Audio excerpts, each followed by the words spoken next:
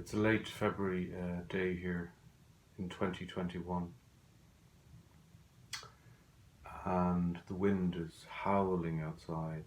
You mightn't hear it, but the wind is very stormy. When I was sitting zazen just there, I could hear the wind, but I didn't have an idea of the wind.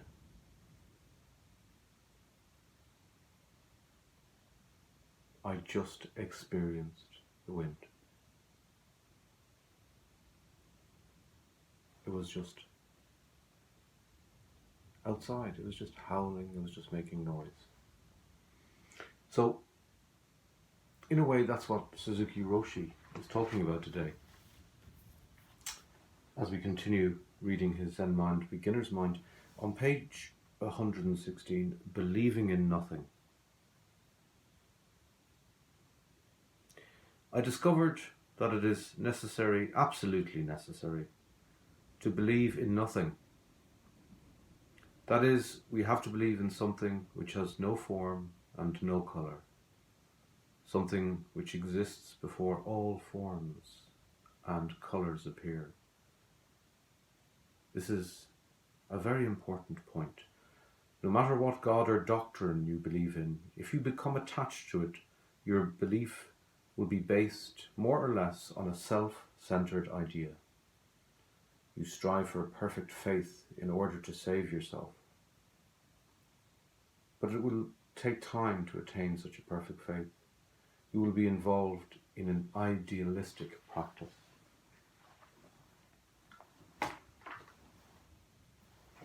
Believing in nothing. In Zazen, we're not practicing Buddhism.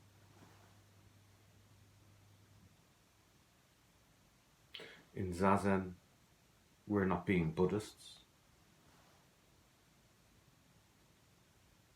Zazen is beyond Buddhism, beyond being Buddhist. Buddhism, in truth, is beyond Buddhism and beyond being Buddhist. In the Pali Canon,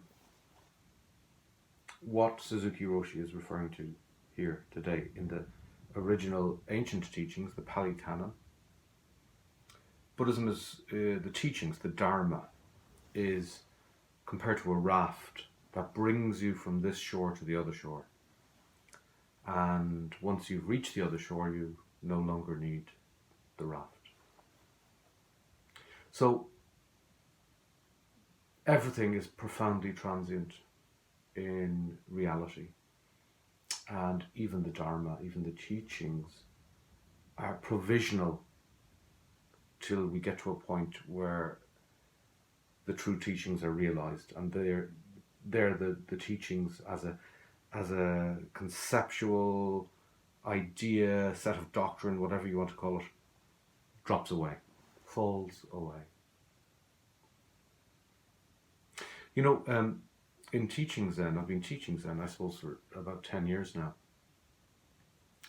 And when people come from other faith traditions, usually Christian backgrounds, they come with a whole set of presumptions about Zen and about Buddhism, that, you know, they may come as Christians to sit Zen and say, you know, I'm sitting in the presence of God, or I am practicing in, you know, as a Christian, but I want to experience the Zen, the you know, Zen awakening or Zen enlightenment. And, or, you know, in that case, they come and sit, but they have to practice Zen, they have to forget about God, actually. And they have to forget about their Christian doctrine or the teachings in any way, because Zen is touching, as they would say, God. It is communing, it is being with the ultimate. It is entering the ultimate truth. And this is beyond language, and this is beyond concepts of God, and this is beyond concepts of Dharma or Christian doctrine or anything. So in Zazen, Buddhism is left behind. We don't believe in anything. We're not exercising a doctrine in Zazen. It's like hearing the wind. It is just entering reality. It is the gate that through which we enter reality. But this is really what Suzuki Roshi is talking about today. So this idea of an idealistic practice, you will be involved in idealistic practice. In constantly seeking to actualize your ideal, you will have no time for composure. This is an important teaching as well. But if you are always prepared for accepting everything we see as something appearing from nothing, knowing that there is some reason why a phenomenon exists of such and such form and colour appears, then at that moment you will have perfect composure. Yeah. So you will be involved in idealistic practice, in constantly seeking to actualize your ideal. You will have no time for composure. So those practicing Zen as well, who have high ideals about achieving something in their practice, about having a great awakening, about achieving a great enlightenment, they're going in the wrong direction. The light is turned inward, as Master Dogen tells us in the Fukan Zazengi. So it's not going out towards some goal. So it is not an idealistic practice trying to achieve perfection. It's not trying to sit perfect Zazen or be a perfect Buddhist. No, it is sitting with reality as it is, suchness. It is tasting suchness. And this is really what Suzuki Roshi is referring to here. You know, he goes on for a while here about a headache and a stomach ache, and sometimes I think his what made sense to him sometimes in Japanese maybe isn't that well communicated to us in English. Now he was teaching in English, of course, but so I'm just going to skip over that because I'm not sure it clarifies his teaching point that well. He goes on to say, it is absolutely necessary for everyone to believe in nothing, but I do not mean voidness. There's something, but that something is something which is always prepared for taking some particular form, and it has some rules or theory or truth in its activity. This is called Buddha nature, or Buddha himself.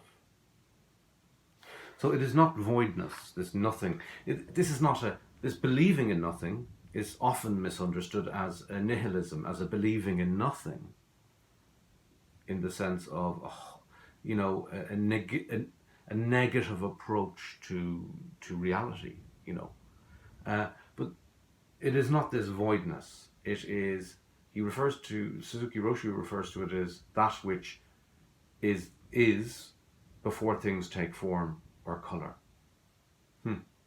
Now, this is a delicate teaching because we can say, we can imagine it as some kind of essential nature of reality. The essential, almost like the spirit of things. Maybe like the Holy Spirit in the Christian faith. But it is not like that. So we don't turn it into a substance again. It is not an essential substance. Because as Nagarjuna tells us in his Madhyamaka teachings, even emptiness is empty. Emptiness itself is empty. But what Suzuki Roshi is referring to here, that he refers to as Buddha or Buddha nature, that which is before form and colour, is really before we're putting on conceptions, interpretations, readings, ideas, doctrines and philosophies on top of reality, filtering reality through all of these, is distorting reality. To look through a lens that is coloured changes the colour of reality. And every lens we look through: philosophy, Christian doctrine, Buddha Dharma, our thoughts, our interpretations, all of it is mediating reality and refracting the light, bending the light in a certain way. What Suzuki Roshi is suggesting is that we remove this believing in nothing, and we actually encounter reality. This is what Zen is about.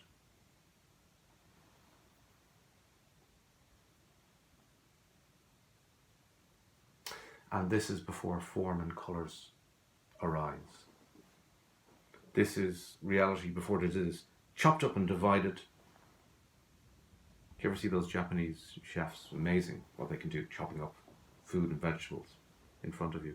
But it's a bit like that. We chop it up, chop up reality, where before it was whole. Before it was whole, we split it up, categorize. So before form and colour arises is reality, to encounter Buddha nature. The ultimate truth. When we understand it as the ultimate truth, it, like Master Dogen calls it in Inmo, in the Shobogenzo, just it, the thing, the truth, reality. When we understand it as the ultimate truth, we call it Dharma. And when we accept the truth and act as part of the Buddha, or according to the theory, we call ourselves Sangha. But even though there are 3 Buddha forms, it is one existence which has no form or colour, and it is already ready to take form and colour. This is not just theory. This is not just the teaching of Buddhism. This is the absolute necessary understanding of our life. So, see, Buddhism can become a blockage. We can fill our heads again with teachings and Dharma. The point is to sit zazen. Don't even listen to me, some of you are following this reading. If you have a choice between listening to me talking about the practice or actually sitting zazen, then don't listen to me. Please, sit zazen instead. This is the absolute necessary understanding of our life. Without this understanding, our religion will not help us. We will be bound by our religion, and we will have more problems because of it. So don't let Buddhism or Zen become a new intoxicant in your life. So don't be holier than thou.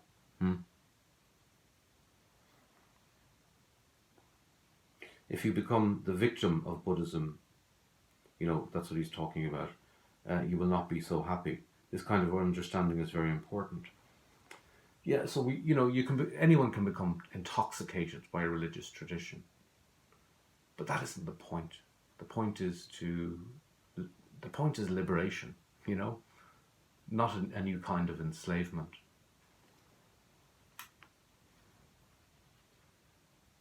Let's look. This is interesting. While you are practicing zazen, you may hear the rain dropping from the roof in the dark. Later, the wonderful mist will be coming through the big trees, and still later, when people start to work, you will see the beautiful mountains. But some people will be annoyed if they hear the rain when they are lying in their beds in the morning, because they do not know that later they will see the beautiful sun rising from the east. If our mind is concentrated on ourselves, we'll have this kind of worry.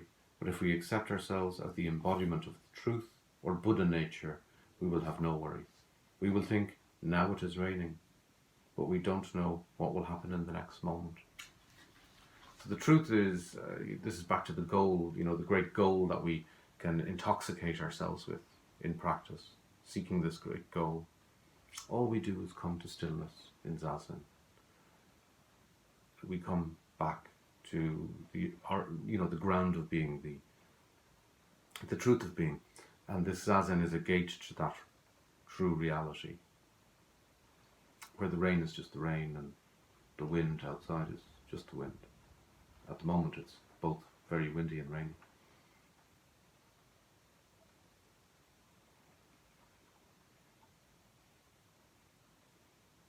So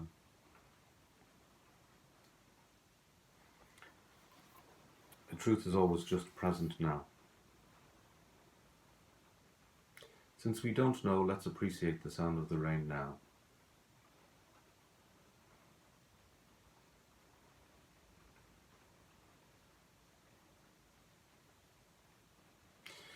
Using the Buddhist terminology, we should begin with enlightenment and proceed to practice, and then to thinking.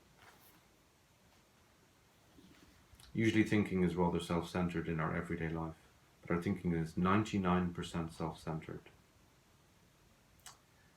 Begin with enlightenment.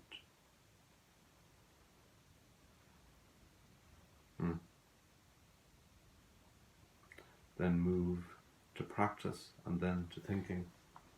So, Suzuki Roshi is emphasizing again our original enlightenment, our Buddha nature, which is there all along, waiting to be discovered.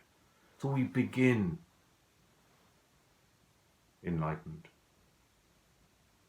And from this original Buddha nature flows forth its expression and its realization in practice, in Zazen. And then later, when we're talking to each other like we are now, or like I'm talking to you now, this is where thinking comes in. So it comes least important. It's not that thinking is bad and we dispense with thinking. Of course we discuss points of Dharma. Of course we read sutras and teachers' texts and discuss them. But they are way down the list. To embody and to touch our original nature, our original enlightenment, that's where we begin in the Zen way. And that, of course, is realized in practice. So, it's a Copernican, you could say it's like a Copernican revolution, that everything is actually the other direction than we thought it was. All our energies are going out there towards goals, but in fact it is turning the light and reflecting it inwards. By enlightenment I mean believing in nothing, believing in something which has no form or no colour, which is ready to take form or colour. This enlightenment is the immutable truth. It is on this original truth that our activity, our thinking and our practice should be based. So wonderful teachings today from Suzuki Roshi. I hope in reading them with you, I was able to maybe enrich them a little bit for you. Next time we'll move on to attachment and non-attachment on page 118. So we've only a few weeks to go here. 1, 2, 3, 4, 5, 6 or 7 more talks, and then this journey will end and a new one will begin. So thank you for your attention. I hope you have a wonderful day wherever you are and whatever you're doing. Take care and enjoy your practice.